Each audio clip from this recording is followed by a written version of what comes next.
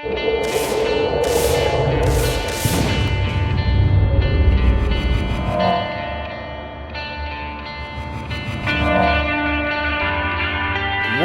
is Bitcoin? It seems to be gaining momentum day by day. New online currency for the world.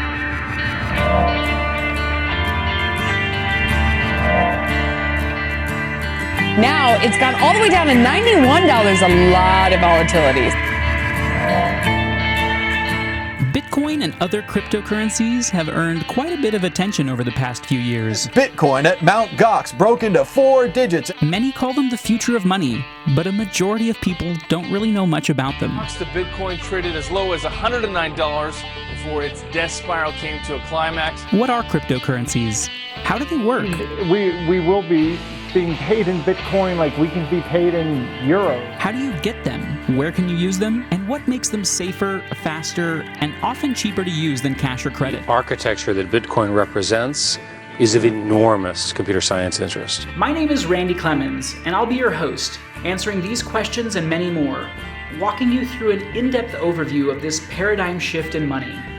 You'll see how it's already benefiting millions of users across the globe, and you'll learn how you can be one of them. Join me as I decrypt Bitcoin, from its enigmatic beginnings in late 2008 to a look at its promising future. I'll also explore the breakthrough technology underneath it, the blockchain, and how it can change more than just our relationship with money. It can transform our societies, our governments, our businesses, and possibly our every interaction. But first, some chocolate.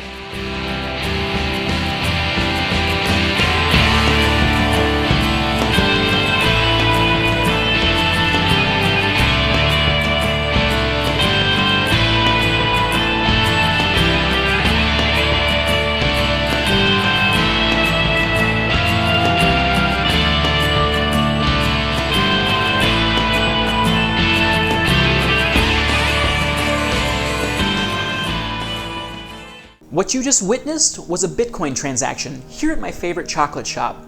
Just a few taps on our phone screens and the funds were transferred nearly instantly, without any bank or credit card company taking a cut. A little over a year ago, I didn't know a single thing about Bitcoin. I'd heard of it, but that was where my familiarity with it ended. Then, in April 2015, I moved across the country from Southern California to New Hampshire to be part of the Free State Project, a group of over 20,000 pro-liberty activists moving to New Hampshire to create a truly free society with minimal government. It was here that I first saw Bitcoin being used, and I quickly got a deep interest in understanding how it worked. I had tons of questions, but as I learned more, I began to see that Bitcoin was more than just a convenient way to send money to anyone anywhere. It also reduces the cost and friction of international commerce, and presents a viable alternative to the world's troubled currency markets. The idea for Bitcoin and its underlying blockchain technology were published in October 2008 by an anonymous user or group of users under the pseudonym Satoshi Nakamoto. Just a few short months after Nakamoto proposed the Bitcoin network, he officially launched it, releasing an open-source Bitcoin software client and mining the first block of Bitcoins, called the Genesis block, on January 3rd, 2009. By the very next year, Bitcoin grew to be the world's top-performing currency, a feat it would repeat in 2011, 12, 13, and 15. Today, there's more than $10 billion worth of Bitcoin in circulation, and millions of Bitcoin transactions occur each day. Digital electronic money transfers have been around for decades, but what sets Bitcoin apart is that it is completely decentralized. No single person or institution controls the Bitcoin network, and its structure, money supply, and transaction record cannot be manipulated by any bank, government, organization, or rogue bad actor. We're going to get into the technical side of how it all works in just a minute. But first, I think it's important to cover a few more of the reasons why people are using Bitcoin, and what excites me most about it. Bitcoin's benefits are being realized on a macro, global scale.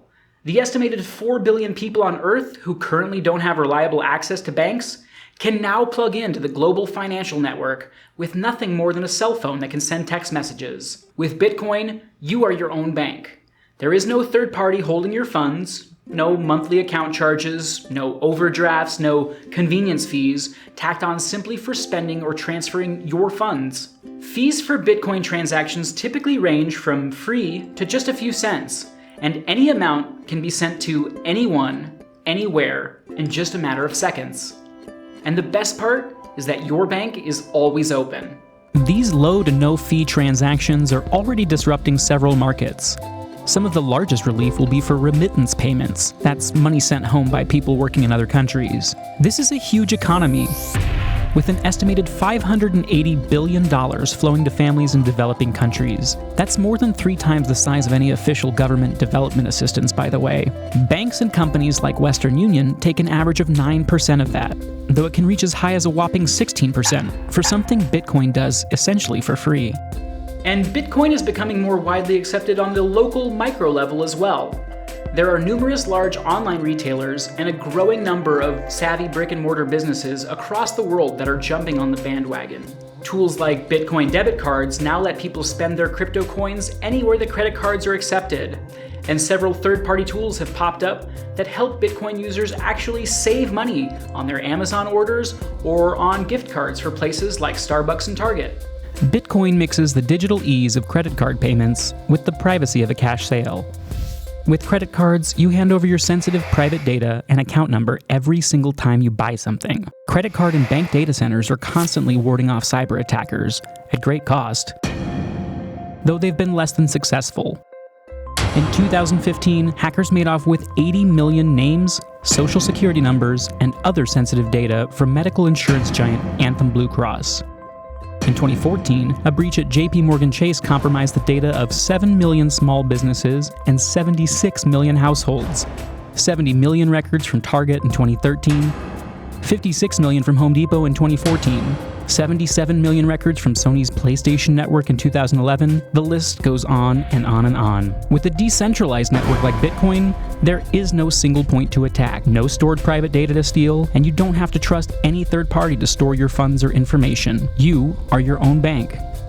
There are plenty more reasons why people are using Bitcoin, and we'll cover a few more in this video. But now, I'd like to shift focus and take a look at how Bitcoin works. Now, we're about to get somewhat technical for a minute, because it's very important to talk about how this all functions, but rest assured, just as you don't need to understand the Federal Reserve or economics to spend $1, please know that you don't have to understand any of this to use Bitcoin. We're explaining it, if only because it's fascinating, and it all happens systematically behind the scenes. Let's take a look under the hood. Using my Bitcoin wallet, I scanned the QR code that Dancing Lion Chocolates presented to me. This began the first stage of the transaction, which you can think of like a pre-authorization charge on a credit card. My wallet broadcast a message to the Bitcoin network, thousands of independent computers, called nodes, that are located across the world. Rather than having one central party control a private ledger, each node on the Bitcoin network maintains its own copy of the blockchain, a distributed public ledger, which some have called the biggest thing since the internet. Transactions in the physical world and the digital world rely on ledgers for accurate record keeping. Think of ledgers as the behind-the-scenes balance sheets that help keep track of the world's assets. And that doesn't just mean your money. Your car registration, your house deed, the terms of your cell phone contract, these are all stored in ledgers. At its essence, the blockchain keeps track of every Bitcoin transaction that's ever taken place, and it enables what is called distributed consensus.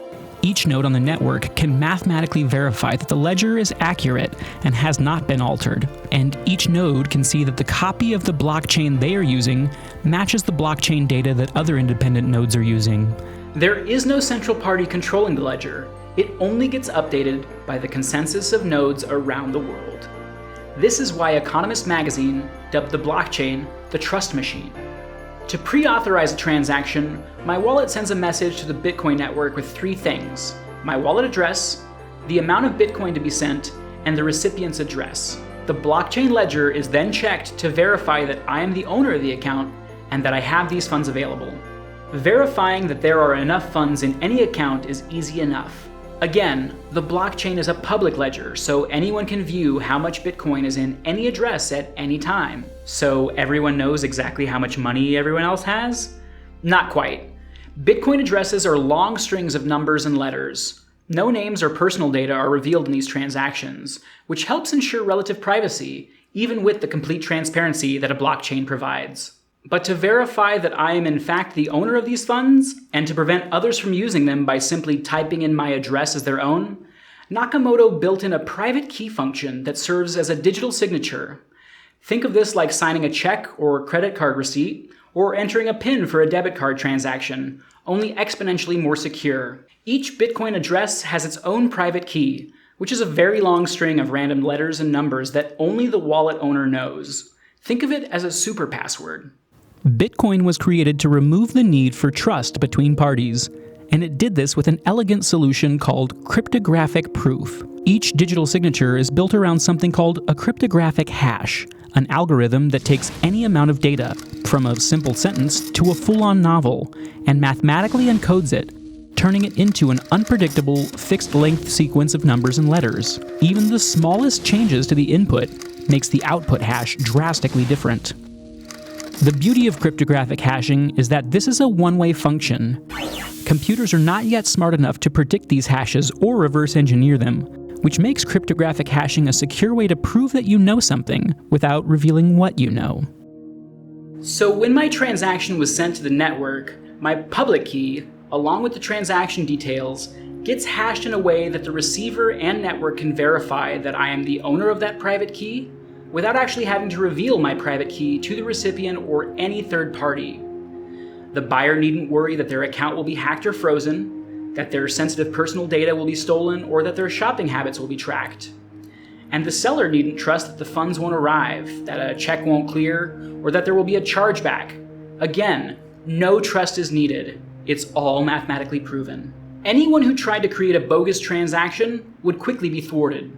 Without knowing my private key, their hashed digital signature would not match mine, which would cause their attempt to get rejected by the network and fail.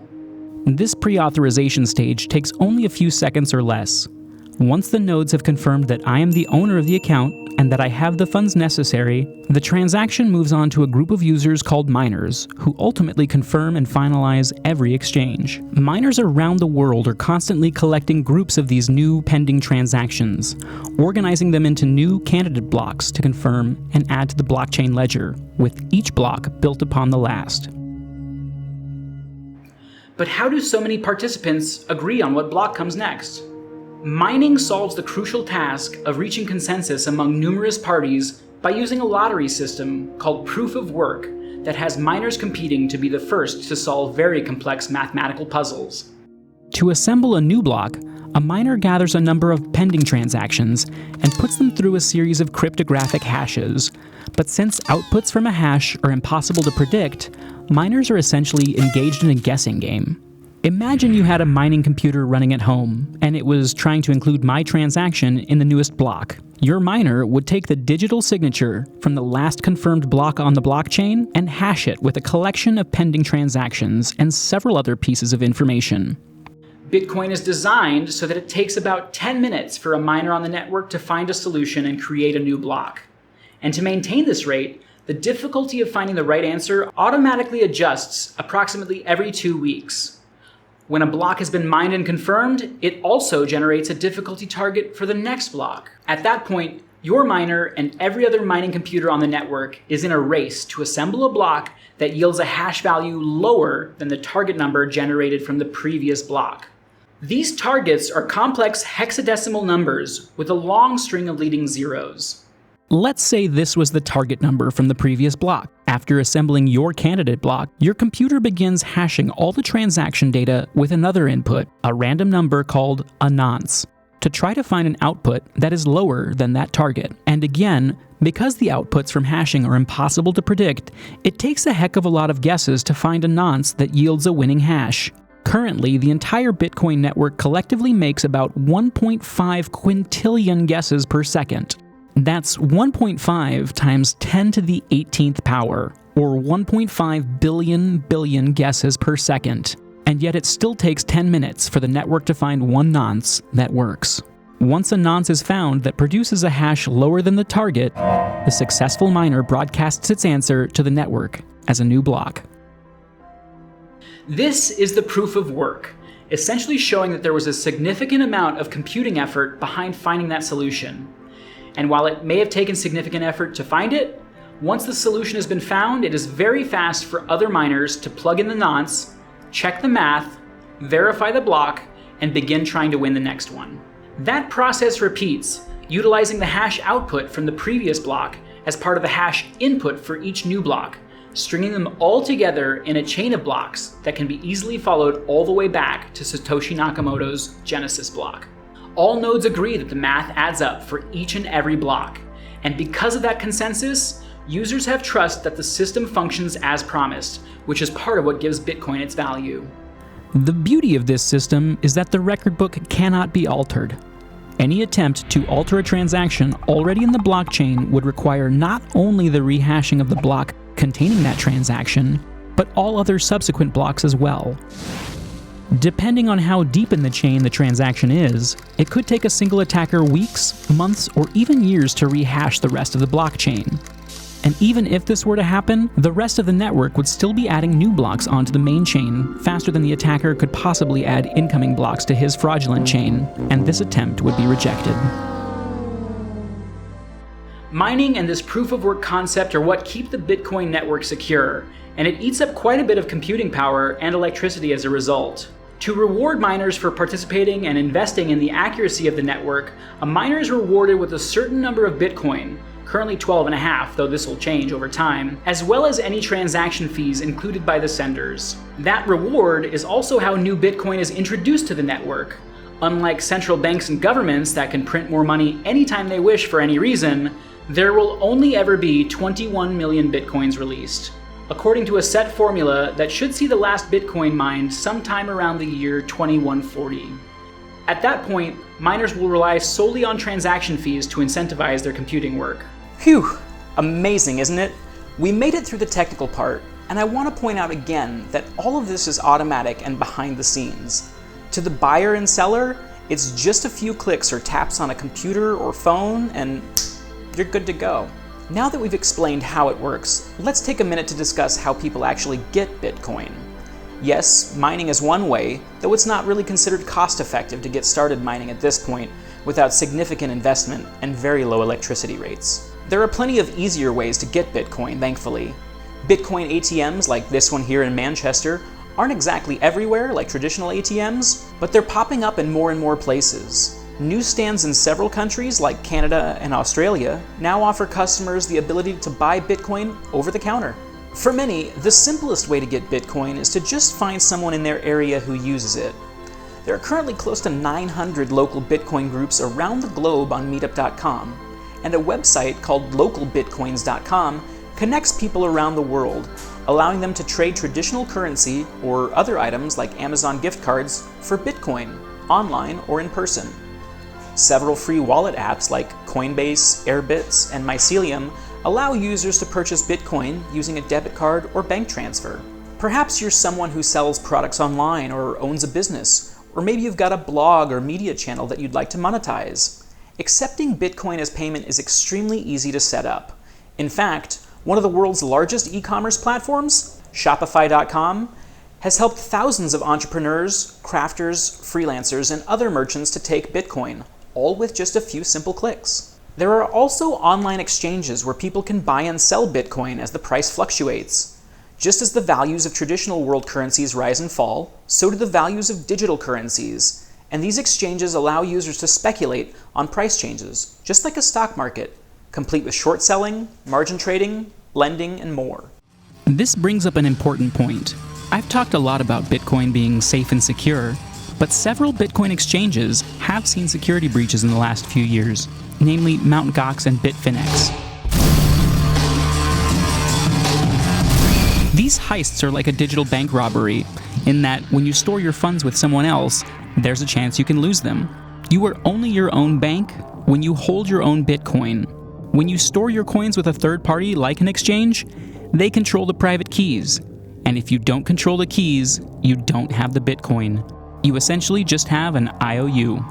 I definitely recommend reading up on additional security measures if you're looking to hold or trade any amount of Bitcoin that you wouldn't feel safe carrying around if it were cash in your pocket. Once you've got some Bitcoin, there are plenty of places where you can spend it.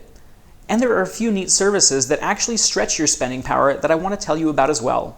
Over 1 million items are available at discount retailer Overstock.com. Got a travel bug? Expedia is ready to book your dream trip with Bitcoin. Microsoft users can buy apps for Windows phones, as well as movies, videos, and video games for Xbox One. Steam, the massively popular video game platform with 125 million users, announced in April 2016 that they too were accepting Bitcoin. Software and hardware vendors like Tiger Direct, Dell, and Newegg are a few of the other bigger names, and several third-party services such as Gift.com and Purse.io allow people to purchase gift cards for all kinds of stores like Amazon and Target using Bitcoin, often at a discount. Critics of Bitcoin like to argue that Bitcoin isn't real because it's digital. Bitcoin, which is there's nothing in the end. It's supposed to be purely self-fulfilling prophecy, purely levitating on itself. A funny fact, since most of the money that you and I use is actually digital. I mean, if you're looking for the idea that a currency doesn't really have to be something physical, it can be something that's virtual, that's the system we already have. Economists estimate that only 8% of the world's money supply exists as physical bills and coins. Despite the fact that some government money exists as tangible paper and metal, it isn't actually backed by gold or any other material. Only trust. We trust that dollars will be valuable tomorrow, so we accept payment in dollars today. But what is driving that trust? The United States federal government is more than $19 trillion in debt, with no payment plan or solution in sight. Just keep paying interest.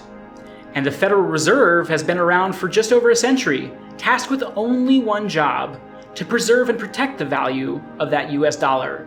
Yet in that time, its value has fallen more than 95%. 95%? You had one job, Federal Reserve. And this Federal Reserve, a private organization run by appointees, not elected officials mind you, can increase the money supply with the push of a button, however they see fit, even printing trillions of dollars to bail out their elite banker friends, and devaluing every single one of your dollars in the process. This kind of centralized control over the money supply and the ability to manipulate the market simply cannot exist with Bitcoin.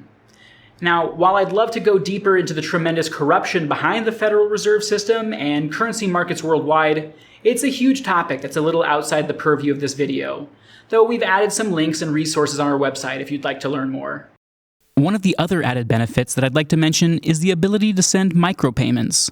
Small amounts like a few pennies or fractions of a cent. As the advertising industry continues to die slowly, clogging your browser with windows with more clutter and spyware to support the free content, micropayments could allow people to access the content they want without being subjected to invasive ads or needing to sign up for a full unlimited subscription to all of the site's content.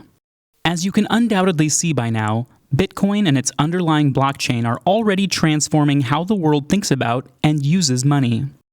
But outside of money, there are methods being developed where Bitcoin and its blockchain could be used to execute contracts, transfer ownership of other assets like stocks, a car, or even a house.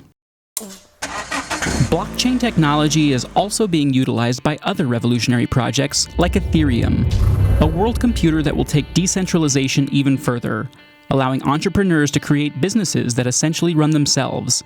Imagine a computer performing many of the functions of companies like Airbnb, Amazon, Dropbox, Kickstarter, or Uber, minus the middlemen and bloated bureaucracies that siphon off a large portion of each sale. Imagine self-driving cars that rent themselves out and earn money for the car's owner when they're not using it, drones that deliver mail and packages on their own, proof of origin and the end of counterfeiting, elections that can't be rigged. Blockchains can allow all of this and more. Exciting times to be sure. Don't worry if you didn't catch all of this or weren't able to understand it all. It's an extremely complex topic that is still changing minute by minute. But the beauty of Bitcoin is how elegantly all of these complexities are essentially invisible to the user. Sending a Bitcoin to a person standing right in front of me is just as easy as sending it halfway around the world. All it takes is a few simple clicks, and voila, you are your own bank. If you'd like to learn more and access more Bitcoin resources, please check out our website, fifthquill.com/Bitcoin. And if you'd like to make a donation to support our work and future videos, We of course welcome any and all donations to the Bitcoin address you see on your screen. Thanks so much for watching. My name is Randy Clemens, and I love Bitcoin. Change the money, change the world.